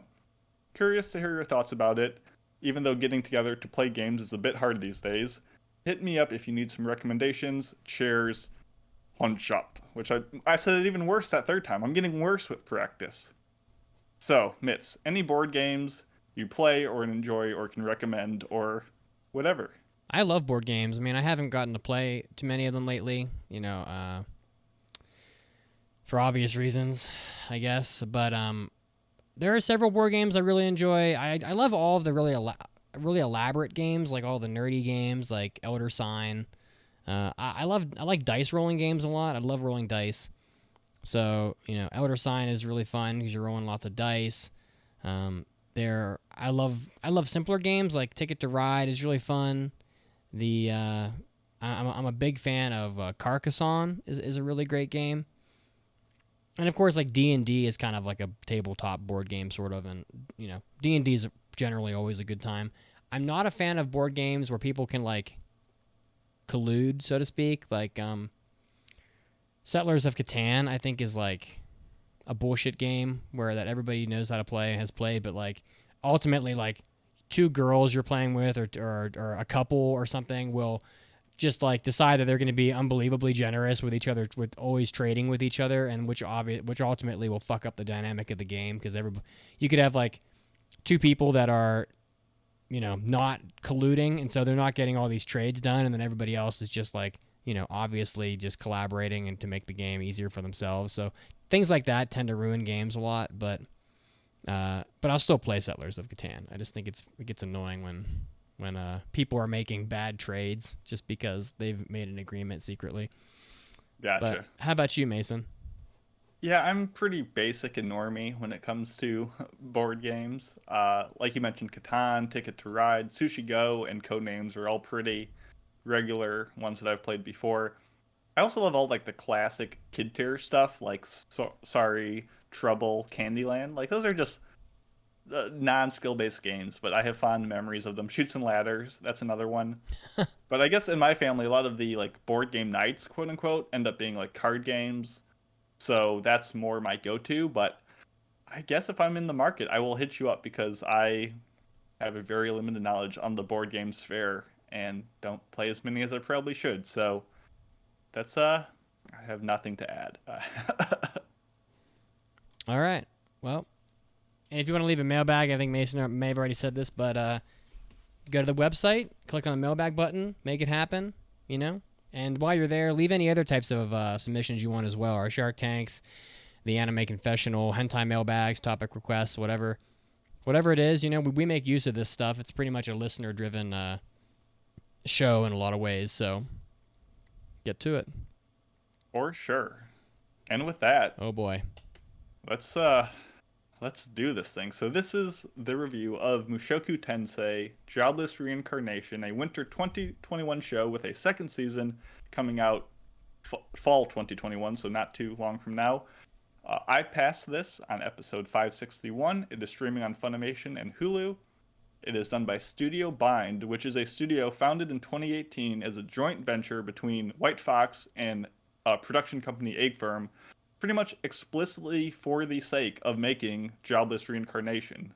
Essentially, they made it saying they needed a system that will allow them to move forward with the project in a continuous, long-term, and systematic manner so they can concentrate on the production of the show and use it as a launch pad for future animation business. So this is holistically designed around this one show. So that's why if you're like, oh, they haven't done anything before, that's why. It's directed by Manabu Okamoto, who did Gamers. It's based on a web light novel, I believe, or novel series by Rifujin Maganote. And what is this show about? Short term, it's about a 34-year-old NEET, someone who's like not employed or in schooling or has any occupation, who was killed by a bus and reincarnated into another world as an infant named Rudy. You can pretty much guess what happens after that, but essentially it's a like unnamed rustic medieval world of magic and swords, and essentially it gives Rudy a chance to kind of turn his life around and make the most of his second chance at life, and essentially by retaining all his memories from his past life, he can progress quickly as a disciple of magic, and it sets him off on a grand adventure across the land. So, Mitz, what were your initial expectations going into Mushoku Tensei? Well, I knew it was an isekai anime, and you know, those are abundant these days, and so I knew that. I had heard some very vague but questionable things about its content, and I didn't. But people tend to get all spun up about things that bounce right off of me, so I didn't really think a whole lot of it, and I had no idea what they were talking about anyway. So. Also, this was a pretty widely watched show and had a pretty good, was pretty recommended online. So I expected it to be good, and it's about all I knew about it. I mean, I don't do much research before going into these, and I knew it was based on a light novel. It seems like most of these like isekais are all light novels, so it's kind of weird. Nice. Yeah, for me, I had obviously watched the first couple episodes for the impression. I knew how solidly put together this is, from the visuals to the sound design to the voice acting to the world building. Like, it all felt very great. As someone who's not normally a fan of the isekai genre, I felt like it was pretty compelling and I wanted to learn more about it. I, like Mitz, kind of knew about the main character, Rudy, being a through and through scumbag, a very perverse and flawed character that I was hoping would be a way for the show to strike a delicate balance between like having his repulsiveness give way to his redemption as the show went on. And that's what I was hoping the show would go on to deliver to despite the problematic elements I saw in those initial episodes. I thought there was enough there to make it worth passing, and that's why I did it. So, spoiler free, Mitz, did I make a mistake by passing this show? And I if don't so, think. how big of one? I mean, I don't think you did, honestly, but I can't really recommend this show. I think the show is fine. If we watch season 2, I won't be upset about that at all. And honestly, I like the show pretty well, but it's not recommendable due to there just being way too much just blatantly inappropriate sexual content in it. I honestly think that people would think I'm a fucking weirdo if I recommended this and they went and watched it. To be frank, I mean, and it's not because like literally we're going to talk about hentai here in like 25 minutes, honestly, but there's just way too much just pedophilic hentai, like sexual references in this. I mean, Rudy, the main character, he is pretty much a 30 or 40-year-old man entrapped inside this little kid's body, and he is plenty ready to just bang like 8-year-olds. I mean, I almost called it a hentai, in this anime, which makes it not recommendable, honestly. But the actual anime itself, when they're not looting 7-year-olds and having underage girls playing with themselves in the hallways and things like that, it's actually a pretty good show. There's a lot of good things about it, which we're going to get into, but it is I'm just totally dragged down by just this sexual content that honestly adds nothing to the show whatsoever. And honestly, it doesn't really offend me that much because I'm just kind of laid back with most things, but a lot of people would not be cool with that, with the stuff that's in the show. And I know that Pancake was definitely turned off by it. I mean, there's a scene in episode like 3 where the husband and wife are having sex very loudly in their like tiny like cottage. And honestly, I'm like, okay, whatever. The mother and father are in this show a lot, which is kind of refreshing. And guess what? Grown-ass adults have sex, and they're a little loud, but I'm like, okay, this would probably be happening in real life anyway, so whatever. I kind of brush it off. But then there's like the very young-looking girl just like, basically playing with herself right in the hallway outside the bedroom. And it was just the plot line of a hentai for about 5 seconds. And I recall it was like 11 o'clock and we were watching this with Pancake, and she was like, wow, this anime just went from an 8 to a 3 is what I think she said. And I was like, I didn't really feel that badly about it, but just unbelievably unnecessary. It adds nothing to the show at all. So it's not recommendable, but we're going to get into why this anime is, why it is good in other ways in a few minutes, I think. How about you? Would you recommend this? I'm in the same boat as you. Like, this show, as an anime fan, like, I'm very impressed by what this show offers from an artistic and entertainment perspective. But on the other hand, as an anime fan, like, so much of the problematic elements of this medium are manifested into this show.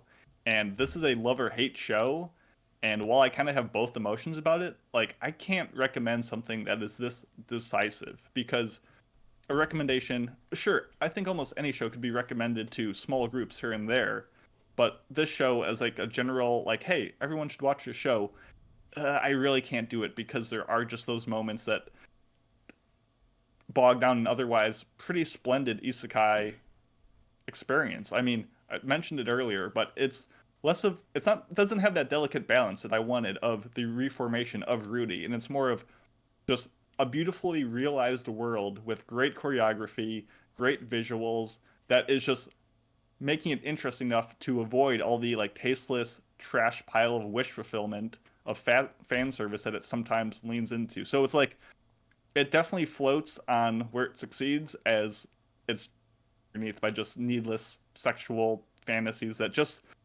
make you feel gross. And if you can stomach that, great. Does it make it better that you share the headspace of this very problematic character for the entire show in every scene? No, and I can definitely understand why that would turn people off and immediately just not make it worth the watch. But I overall did enjoy my time with this show, and that's certainly not for everyone.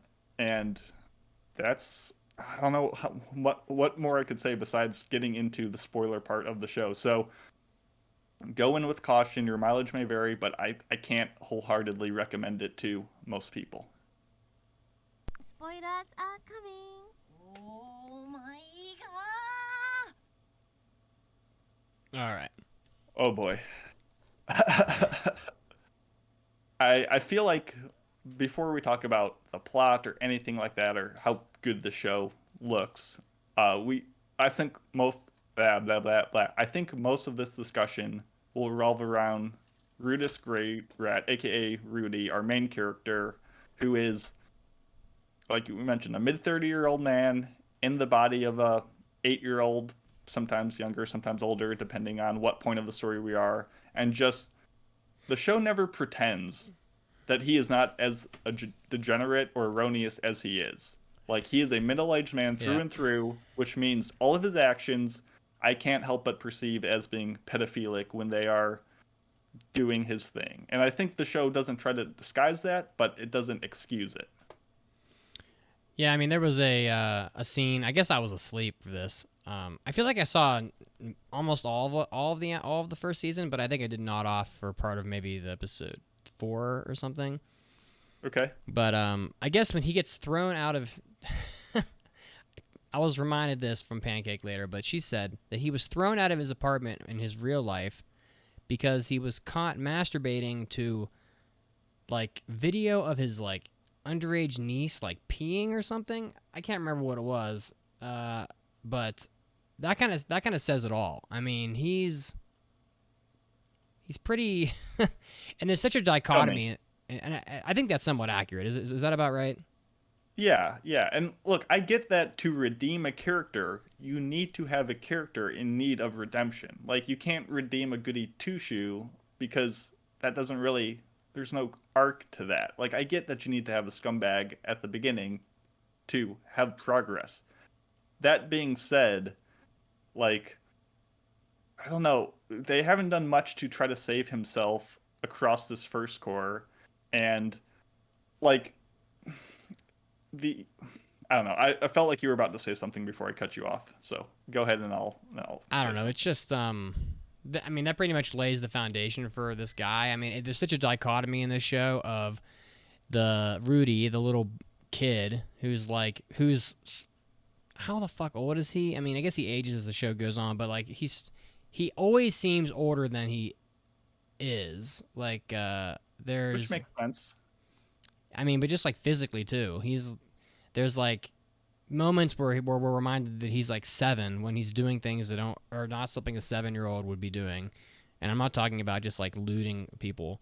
But like there are times in the show where he's, at least in the dub, which is pretty fine by the way, he's talking like a little kid and behaving like a totally normal civilized person. And then out of nowhere, this like adult voice comes in the dub, and he's just, whenever he pops up, it's only ever to like, look at Sylph, the little like elf girl, or he's like getting ready to sexually assault his cousin, or when he's looking at the 3-boobed girl at the tavern, or when he's looking at it, or when he's looking at his own mother, stuff like that. He's just, the voice in his head that is the 30-year-old is only in the show when he's being like a pervert. And I don't know, it just adds nothing. And I wish that they would just cut the dichotomy bullshit. I don't understand the purpose of having him be like that, and then just have Rudy be a little kid. I mean, you could even have him be the adult in the little kid's body, and then not be a complete son of a bitch the whole time. Because that's pretty much how it is. But I mean, I feel like isekai shows, or a lot of shows in that same genre, like, they succeed because they give the viewer a sense of like wish fulfillment, or like you get to be like, imagine like you're the powerful one, the chosen one to save the kingdom, or you have the special skill to protect people. But here, like, you are in the headspace of a powerful character that people like to envision themselves as someone who is just a gamer like you, and an otaku who like makes his own figures with magic. Like, how cool is that? Wouldn't that be amazing, viewer? But that's also the same person who is like in this very problematic situation that you kind of are forced to self-insert into, and you're like, well, I don't want to be with this guy. I don't want to follow his story and be in his headspace because it's constantly unnecessarily creepy. And yeah, when an 8-year-old Rudy is getting very handsy with a sleeping 10-year-old. Like, you have to remember, he's 30 years old, and that's not a good look. And I could argue, it raises some sort of hypothetical moral dilemma where it's like, say that person, say Eris is 25. That makes, Rudy body age like 23, but his mental age 55. Is that okay? Is that enough of a gap? Well, they're like, oh, well, Roxy's also young looking, but she's like 50 years old, the exact same age he would be. Like, there's some weird, like, meta morality that could be inferred from it, but overall, so far, the entire inclusion of sex in the show is still unnecessary, not funny, and mainly there to like titillate a teenager's boy fantasy more than like develop any characters, especially the female ones, more than just like trophies or notches on a belt. Because if anyone is like, oh, well, Rudy's a scumbag, but everyone else is cool, not the case, because I would argue Paul, Rudy's father in this Oh, life, yeah. is like father, like son, even more of a scumbag. And sure, there is an interesting like dynamic where he fathers two children with two different women at the exact same time, and sure, you get a gag where both of these new wives kind of kick him under the table at the same time. That's very funny. And you could argue, what's the morality of Rudy blaming Paul for his actions when, he actually wasn't quote unquote at fault, but by doing so, he saved the life of this baby? Like, it raises some interesting dynamics, and I get that, but it's just more scumminess to a show that didn't need any more. Anyway, I'm going to say some good stuff about it because I think that's... It's so easy to get bogged down in this one element, but the show does so much other stuff well. So yeah. Go ahead.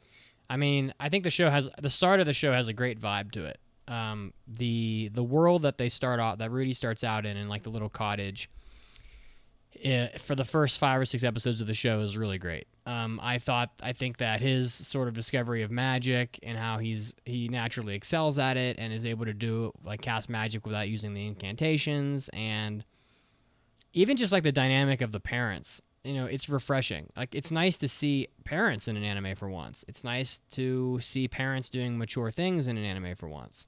I'm not even bothered by the fact that it's not ideal that the father cheated on the mom, but like that does happen in real life. I was more shocked that the mother, turns a complete 180 and just magically forgives them all out of nowhere.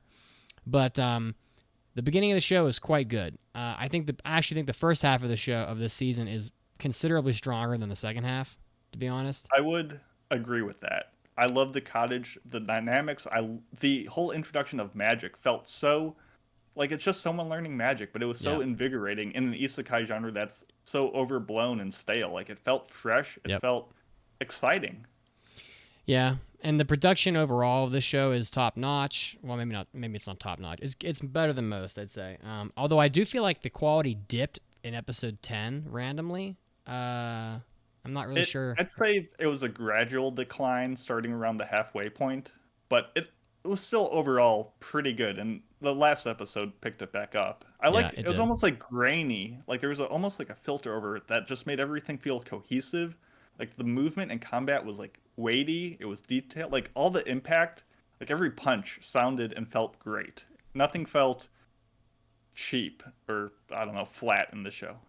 It had a couple really good action scenes. I think that there was an action scene later in the show, like pretty late in the season, that proved what the show might be in the second season. I think they were killing like a red dragon, and it was fast. The one guy's name, I can't say it. Rui Jerd or some shit.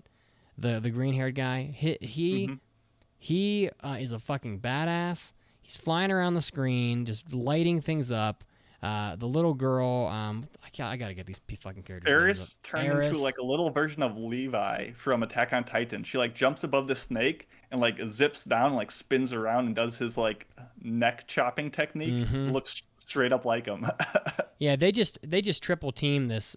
Meanwhile, Rudy's like shooting these fireballs. I mean, like they just triple team this red dragon, and I think that I was sitting there watching with Pancake, and we were like, it's like, damn, like that was a good action scene. Like, it was short, but it was fast and it was exciting.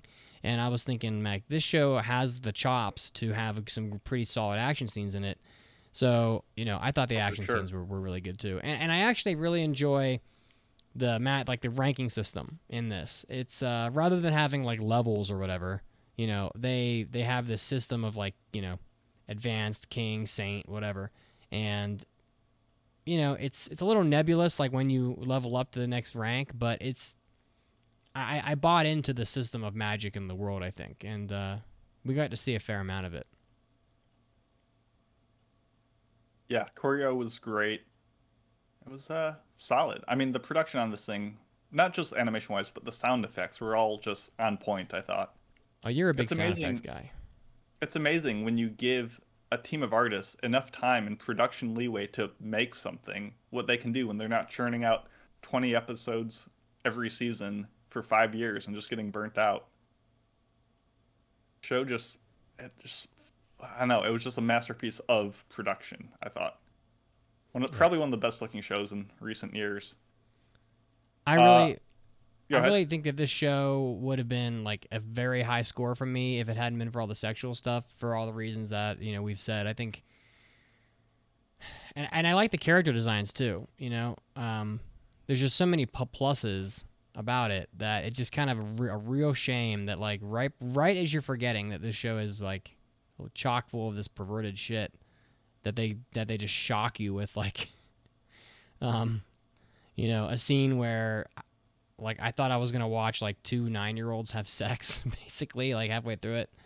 Yeah, I mean, it starts off pretty rough for the first 3 episodes of like pretty constant scumbaggery, and then really kind of goes on this streak of not being a massive piece of shit for 2 episodes, and you're like, okay, we're getting over that phase. Yeah, exactly. And then he starts getting it on with the 9-year-old, and you're like, no, we're not a thing. But it's going away, but it's not so much of him actively like saying, oh, I need to improve myself or not be a scumbag all my life. But it's just, it's just not happening. But that's not the same. Like, that's not the same path of redemption I was looking for. Our good buddy BCom just signed into the Twitch, and he goes, constant scumbaggery. Yeah, pretty much. I like him learning languages. I like him teaching Eris like math and I like those things. The only thing that didn't feel believable in this entire show is this giant Noi-looking Amazon beast swordsman who's this just hulk of a woman who is just a badass. She gives this quaint 10-year-old a ring, and it fits perfectly. And I'm not going to judge hand sizes here, but that ring would not fit the same finger on both these characters. It's a little sus, but besides that, I don't know. I just felt like it was easy to get pulled into this world, and it was just when he was being the way that he is that I was just like, oh, why does this need to be here? Why did this show either include this character, or why did this character deserve all this Sakuga? And it's really just a battle in my mind of how worth this production level is the message the show is trying to tell us, which hasn't honestly been all that much after an entire season of 11 episodes. I want to see more of Roxy's party. Like there are some shots of Roxy's, and by the way, Roxy's like his teacher or whatever. Roxy's party is like this. It's her, and then it's like these 2 other people, and their character designs are like noticeably better than the 3 people that Rudy is with, and they just look like the threesome that I want to be following in this show. I don't know if you feel the same way, but we got to see almost none of them, and I think they're going to be more. They're going to be around more in the second season. For sure. But I definitely want to see more of those 3 because let's face it, Roxy, I'd much rather follow her than Rudy, and Rui Jerd or whatever the hell his name is. I'm not like a huge fan of him. Like he's a badass for sure. Like as far as I can tell, beyond compare in the show. But he's just very serious and not like a whole lot of fun to like watch. And then Eris is just a little brat. I mean, for the most part. But I was gonna call her a bitch, but that's not really quite accurate. She's more of a brat. I'd say both of them are growing on me, though. I think both of them are engaging in some interesting dilemmas of, how do you restore honor to your name, to your class without forsaking like what you believe to be correct, and like, you know, enforcing justice on evildoers. Like, I'm intrigued with that. I'm also, there's this like guy floating up in this castle randomly, which had this weird like mana effect that just needed to arbitrarily change the plot up because they're like, this slice of life lesson thing is getting old. Let's just transport him because random magic. But his name is Pirugis, Pirugis, and it just sounds like Beetlejuice from ReZero. I kept on thinking that. But I feel like there's more at stake in season 2 that's going to be coming out. But I'm with you. I'm way more interested in just I just want him to go to like magic school and Yeah. like learn instead of going on some grand adventure. He needs to focus on changing himself at his core more than getting free reign to just go out and do whatever it is he's out in the world doing. I don't know. I'm really torn on this show. Well, and for me, like, really, other than all the sexual stuff, the only other real negative I'd mention is that I feel like the plot line in this show is a little meandering. Like, I'm still trying to figure out what the overarching conflict of the show is. It's not Rui. What the fuck is his name? I hate his name so much. Rudy. Not Rudy. Where the hell is his name? Rui Jerd. He has the worst fucking name ever. Rui Jerd. The conflict cannot be restoring his tribe's honor. That is the most boring, I don't give a fuck plotline ever. So and Eris has no conflict, and Rudy really has no conflict. So I'm really wondering, like, is like some grand evil going to descend on the earth and try to kill them? What is the plot line of the anime? Because if you were to ask me what the plot line of the anime is from the first season, it's Rudy goes to train Eris so he can get enough money to go to school with Sylph, who clearly just disappeared from the storyline completely, and this show has no plot, basically. So I'm really wondering where the story is going, because I don't know how you felt, but to me it didn't have much of a story.